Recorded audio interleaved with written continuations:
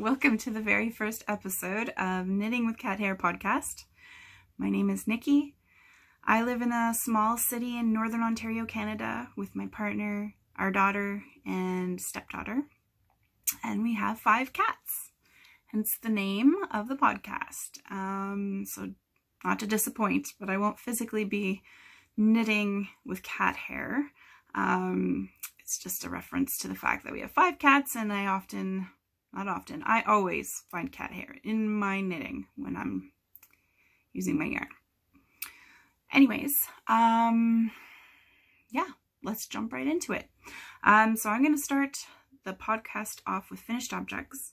So this is the very first finished object I'm wearing, and I have to be honest, it's not something I finished recently. I think I finished it last year, but it's my very first and only at this point, pullover, adult sized pullover. So you guys might know this one. This is, just stand up so you can see a little better. This is the Weekender pullover, or Weekender sweater by Andrea Mowry. And I knitted up in Tennis Fiber Arts yarn. It's 100% Superwash Merino in the colorway Ravine. And Tennis Fiber Arts, for those who don't know, is a Canadian yarn company, yarn dyer. I think they're based out of the province of Quebec. Anyways, yeah, so as you can see, there's quite a bit of positive ease on the sweater. And in hindsight, I probably would have knit a size smaller. So I knit the size large, but my gauge is very loose. So I would think that it actually ended up being more of the extra large size. And that was to get the 45-inch bust. But like I said, in retrospect, I probably would have gone down to a medium, which would have probably given me closer to a large size. Although I still wear it all the time. I love it. Throw it on with a pair of jeans. It's very warm, cozy. And so far it's holding up well. All right, so I'm going to move on to the next finished object. Oh, sorry, I'm just going to sit down here. And these are my first finish for 2020. So I was saying it was Timber Yarns, another Canadian hand dyer. They're from Ontario, I believe, the province of Ontario. So this stripy colorway here is called Sage, and I did the heels, toes, and cuff out of a color called Forest.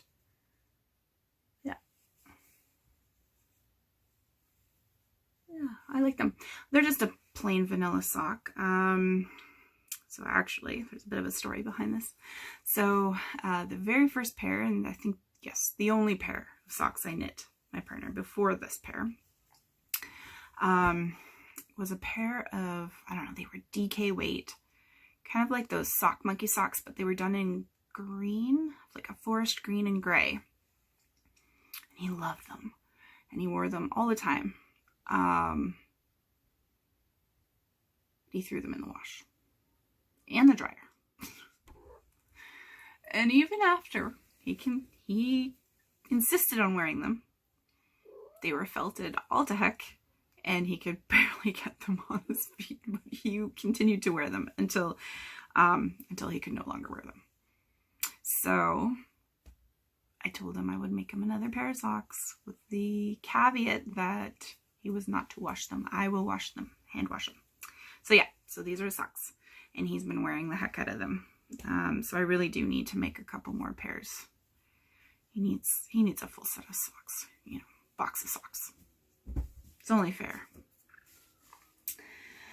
Okay, so that's it for finished objects. So in terms of works of progress, I have a few. I'm not going to go through all of them. Some of them are kind of hibernating at this point. I'll probably dig them out later. in the year. Some of them are kind of more summery knits, and I'm not in the mood for it yet. So, for myself, I have been knitting a pair of socks. And again, this is Timber Yarns. And the colorway, striped color is, I believe it's Autumn Breeze. I have to double check on that. And I'm doing the heels, toes, and cuffs in the turquoisey color. I can't remember the name. I'll put it in the notes. But yeah, so this is my first attempt to do an Afterthought heel. I've never done them before. I've knit quite a few pairs of socks, but never done an Afterthought heel. So this will be interesting. We'll see how it goes. And I'm curious to see how the fit is, because like I said, I've always done heel flap and gusset. And I do find that they fit me nicely. I've heard people say that the Afterthought heel sometimes doesn't fit them very well. And I've heard something about that they're made more for people who have a higher arch in their foot, which I don't have. So anyways, we'll see how it goes. Cat hair. Yeah, so this is the first sock. It's, again, vanilla sock on my Chow Goo needles. Knit on a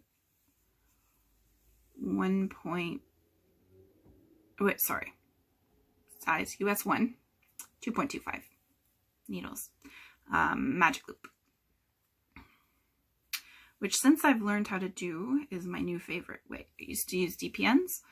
And I couldn't stop getting, you know, the laddering that you get when you join your needles. And once I discovered Magic Loop, I've never looked back. So yeah, that's one work in progress. And yeah, it's housed in my cute elephant bag by Longview Creations, which is a Canadian company. I ordered it on Etsy. I like it. It's nothing fancy, but it does the trick, and I like the colors. So, okay, and moving on to my next work in progress. It's housed in my newish, got it for Christmas, bought for myself, Jezebel Bee bag. And this is one of those bags that you can sling over your arm while you're walking and knit. It's very handy. It's also reversible. It's just this nice cream inside. The outside is brown, and it has kind of a denim, yeah, it's a denim bottom. It looks black on the screen there, but it's actually a dark blue. And inside here I have, this is my woolen honey sweater. Another pattern by Andrea Mowry. I do love her patterns. And it's knit up in, again, Tennis Fiber Arts yarn. This is a fingering weight. 100% superwash merino.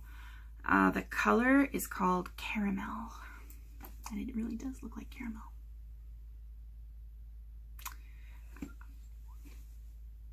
I love it.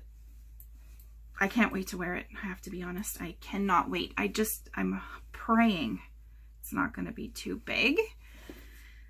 So you'll see the neck hole looks quite small, but I assure you it does fit because I've tried it on, and I don't know if it's just because I have a small head, but it definitely fits over. It's a little snug on the neck, but it's ribbed, so it's stretchy. I'm not used to things kind of hugging my neck. So I'll have to get used to it. But yeah, I've separated for the sleeves. That that's why you can see this gray waste yarn on the sides. And the only thing I don't particularly like, and I wish I would have altered, if you can see in the back, oh goodness, there you can see this line down the back, right down the middle of the back. And that's where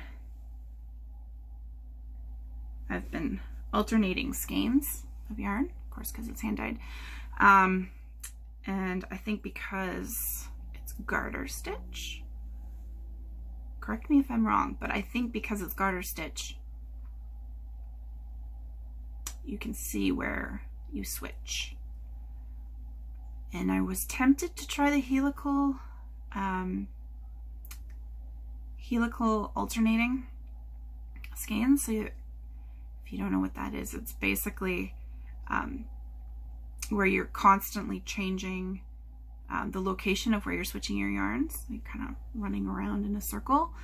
So you never get that kind of defined line, but I have to admit, I've only done it on stockinette, and I was worried that it might mess things up if I did it in garter. I should have just tried it, because I don't know. Maybe you know. Anyone out there know? Does it work for garter stitch? Does it work for other types of stitches, or is it only good on stockinette? It's the only time I've ever used it, so I'd love to know the answer. Yeah, so I'm loving this knit. It's I'm at the boring part now, the body, and I'm not gonna make it short. It's a little bit short in the original, and I think I'll make it come down to probably my hips. Yeah, I'm not one for like a crop shorty sweater type. The other thing is I'm going to modify the sleeves. So I think they're, I want to say like 3/4 length sleeves normally, maybe even only 2/3. I don't recall exactly, but I'm going to make them full length. So I saw a version that was done before. I can't remember the Ravelry user who made that, but it was in gray and it was beautiful, and she did the full length sleeves, and it was, she had said it was a little big on her, but honestly I thought it looked really cute. Of course she was teeny tiny, but yeah, it looked really cute on her, and so I want to do the full length sleeves too, and I'm making it a little wider with some positive ease instead of, you know, it's not fitted at all by any means.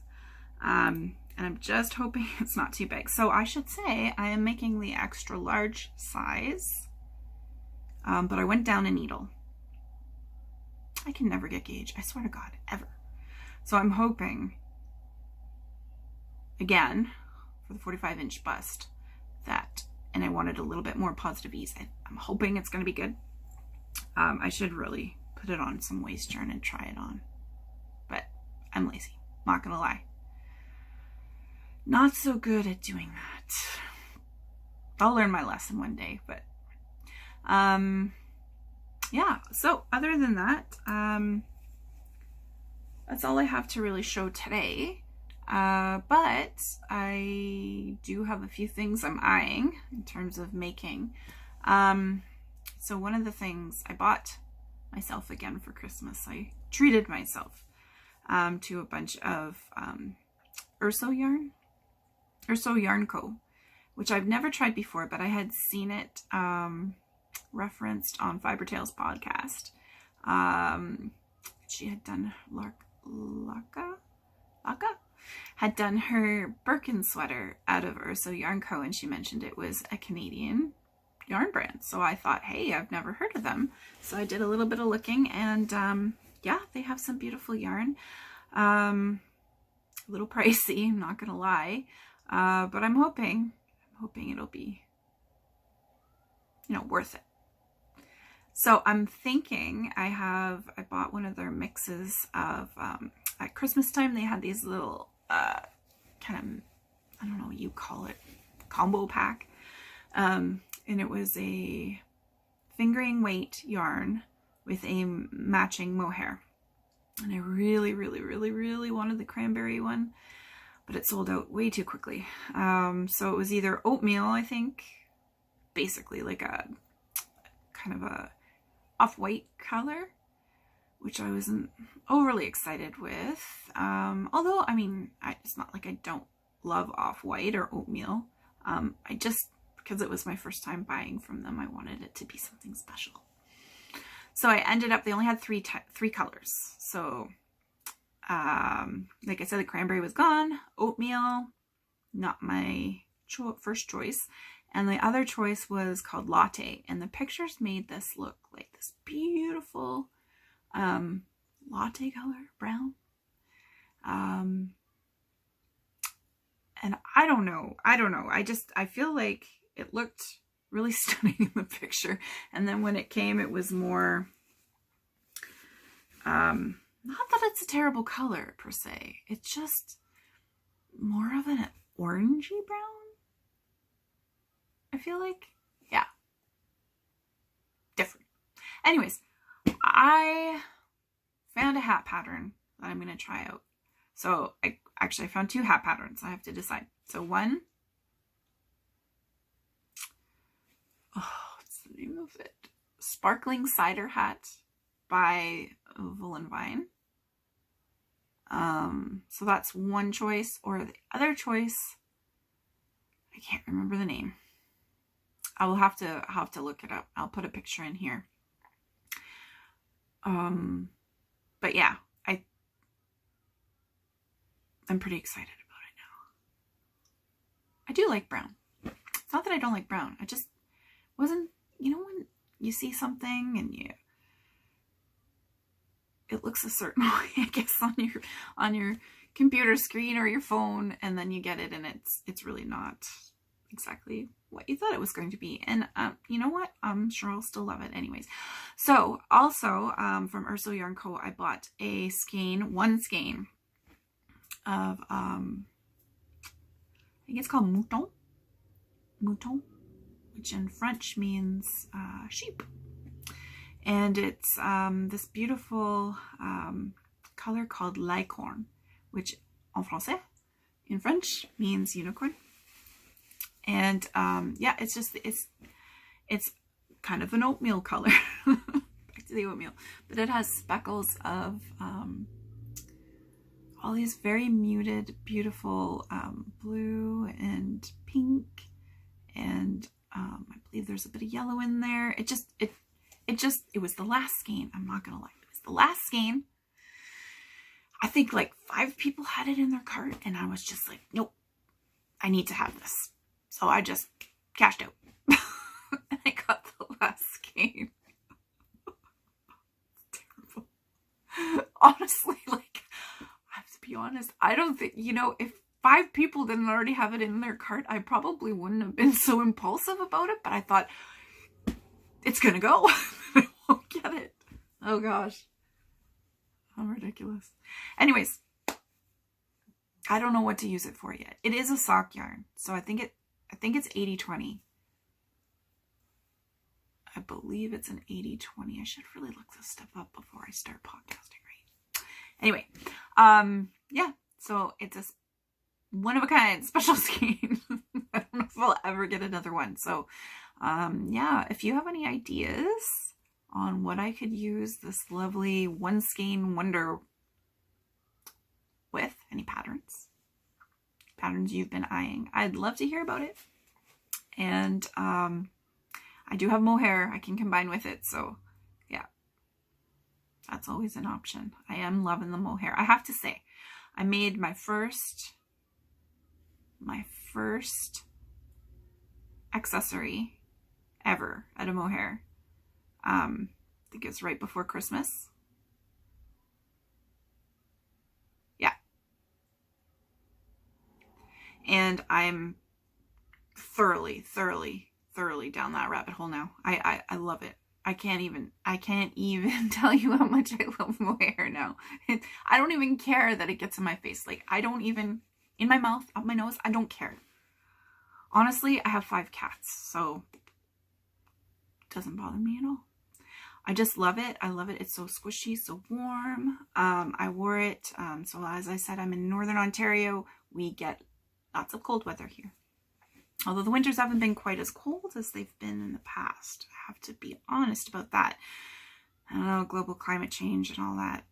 But yeah, so I mean, we've had minus 40 Celsius. I don't know what that is in Fahrenheit, but minus 40 with wind chill, you know, nights and stuff. And this, I didn't even tell you what I made with it. I made Dragon Horde yarns, Everyday Slouchy Beanie, I believe it's called. Oh, love it. Love it, love it, love it. Wear it all the time. It's got this amazing, like, double brim. If you live in cold climate, you need to have this hat. I swear, it's amazing. Especially with the mohair. Really warm. Anyways, I love it. And I knit that out of another Canadian hand dyer. It was new to me that I'd never heard of. They're kind of, I think, a smaller operation called Natural You. And they're based out of a small town in Ontario. And yeah, amazing. I picked up some of their yarn at a we don't have big yarn festivals here. Not in my area anyways. So I went to, it was Espanola Fiber Festival. Now Espanola, for those of you who don't know, it's about a 45-minute drive from where I live. And it's a tiny little town, population 5,000 maybe. And yeah, and they have every year a fiber festival. Who knew? Who knew? And there were some beautiful yarns there. And not just beautiful yarns, beautiful, beautiful fiber arts. I can't even, yeah, it was amazing. Anyways, and yet I come from a city 45 minutes away. City, population with, you know, outskirt towns. Over 100,000 people here. No fiber festival. What's going on? I don't know. It's weird. It's weird, weird, weird. I don't know if there's just not the drive for it. Yeah, and truth be told, I mean, we have one local yarn shop here called Sweet Yarns, and then a Michael's, which I have to be honest, I don't shop at too often, but yeah, there's just, I don't know if knitting's just not a big thing. I love it. So anyways, yeah, I bought this yarn at this fiber festival from Natural You, little booth they had, and it's all natural dyed. Beautiful. Beautiful. And the colorway I used was called Orchid Garden. Oh, these beautiful pinks. Pinks and just little hints every once in a while. Purples and yellows. Oh, beautiful. So I knit up that Everyday Slouchy Beanie. And then Woolen Vine was having a they were having a knit along. She was having a knit along for her newly released cowl. The name is escaping me. My brain cannot hold all this information. I need notes. I promise I'll do better next time. I'll have notes. So Callan May cowl. So I used the rest of my Natural You cashmerino paired with the mohair silk and knit up the cowl, and it's beautiful too. I did not do the beads. I'm not really a bead type person. Maybe I will be one day. I don't know. But for this go anyways, no beads. But yeah, beautiful. Loved it. Super warm. Also wear it with my hat all the time. And I will show them on my next podcast episode. And yeah. So mohair, love it. Love it. Anyways, yeah. I think that's probably about it for this episode.